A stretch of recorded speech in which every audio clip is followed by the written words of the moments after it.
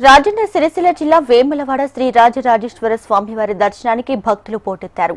వేసవి సెలవులు కావడంతో రాష్ట్రం నలుమూలల నుంచి వేలాది మంది భక్తులు తరలివచ్చారు. తొలుత ధర్మకుండంలో పవిత్ర స్నానాలు ఆచరించి స్వామివారిని దర్శించుకుని భక్తులు తమ మొక్కులు చెల్లించుకున్నారు. భక్తుల రద్దీ పెరగడంతో అనుగుణంగా క్యూలైన్లు కూడా ఏర్పాటు చేశారు. భక్తుల రద్దీతో క్యూలైన్లన్నీ కిక్కిరిసిపోయాయి. వేసవి కాలం కావడంతో భక్తులకు ఎటువంటి ఇబ్బందులు కలగకుండా ముందస్తు చర్యలు తీసుకున్నామని ఈవో వినోద్ రెడ్డి తెలిపారు.